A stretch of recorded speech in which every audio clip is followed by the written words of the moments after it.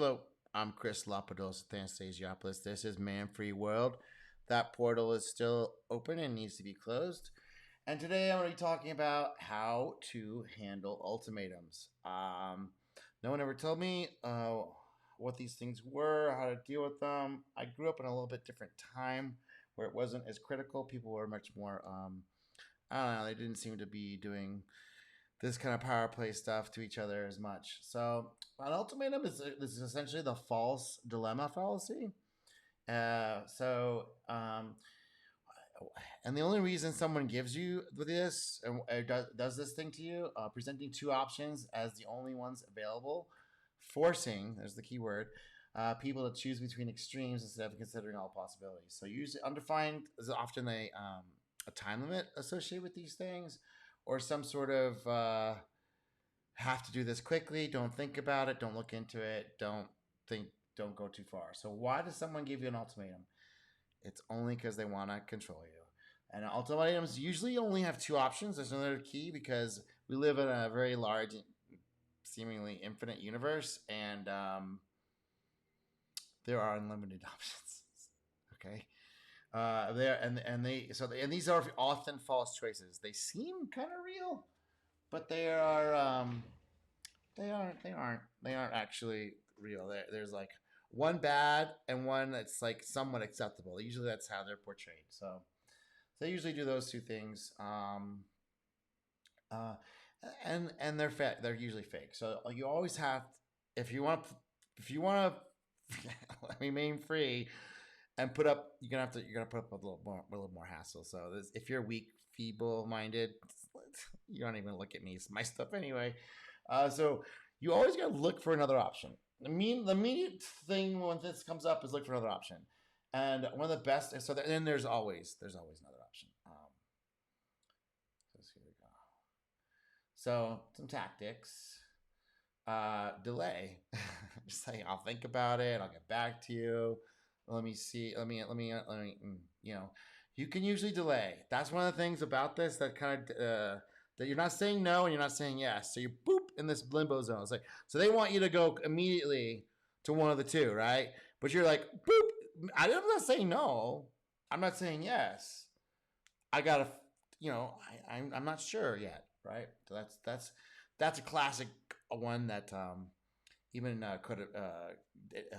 covert narcissists will use, as a stalling tactic and to create open loops.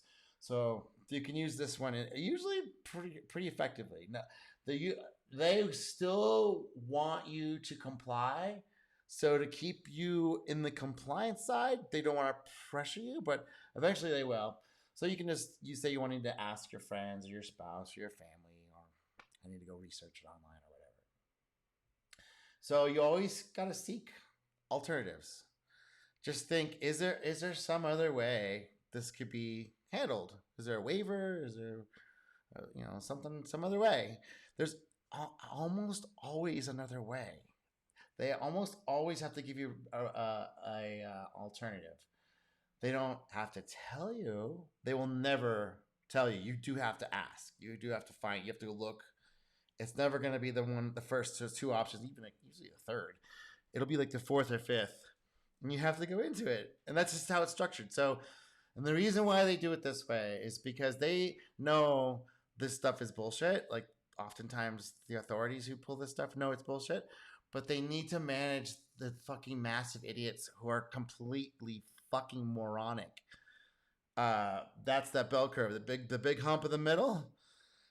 There's a lot of dummies. Like you have to remember, like half the people have an IQ under 100. So the people that are tasked to manage this group of knuckleheads, they have to do it this way. But they always have an alternative. Just I have found, even in retrospectively, found out that yeah, there's always something else that could have been done. And then we have the Kobayashi Maru situation, where this is actually not an optional thing. It's actually, there is no alternative. There's no other way around it.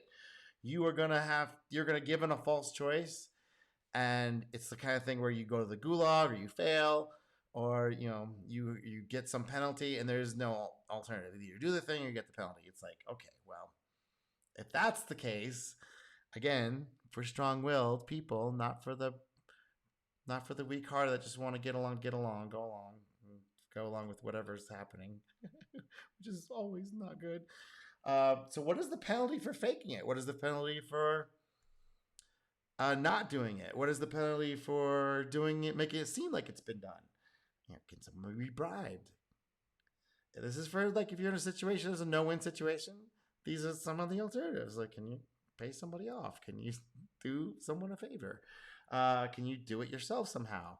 I was hearing during the thing that just happened, the little medical event that just happened, people on Southwest Airlines were going to certain clinics, which I couldn't find the name of, but if I had to do it in the next one, I will.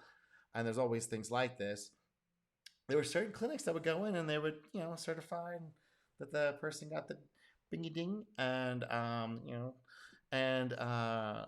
they got the paper, but when they went into the room, they were allowed to do it themselves, and they would leave the empty in the waste disposal, and the doctor would check and make sure they did it correct, and he'd give them all the instructions on how to do it themselves. So, whatever happened in that room is really, between the patient and the doctor, so that's how kind of like it can happen like that. But let's see, where's my next one? Okay, so it's my personal philosophy to always take the bad choice when given an ultimatum that cannot be refused. Okay, so if you accept anything that comes after an unrefusable ultimatum is always bad. All right? It's always bad. All right? I just want to really kind of drive the point home that they're always bad and no exceptions. All right, so what's a Kobayashi Maru? It's, here we go, a little snippet. We are receiving a distress signal from the USS Kobayashi Maru. The ship has lost power and it's stranded. Fair use, by the way. We're just doing a little clip just for illustrative purposes. Starfleet Command has ordered us to rescue them.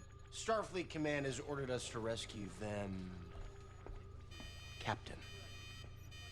2 Klingon vessels have entered the neutral zone and are locking weapons on us. That's okay? That's okay? Yeah, don't worry about it. Did he say don't worry about it? Is he not taking the simulation seriously? 3 more Klingon warbirds. He's not taking the simulation seriously. He's trying to graduate, right? Captain Kirk's trying to graduate here. And he just seems to be so lax. Decloaking and targeting our ship. I don't suppose this is a problem either. They're firing, Captain. Alert Medical Beta, prepare to receive all crew members from the damaged ship. And how do you expect us to rescue them when we're surrounded by Klingons, Captain? Alert Medical.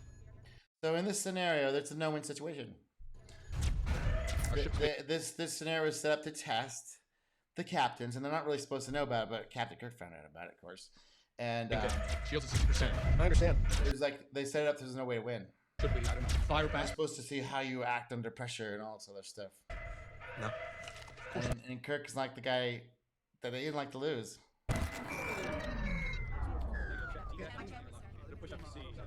What is this? What's going on?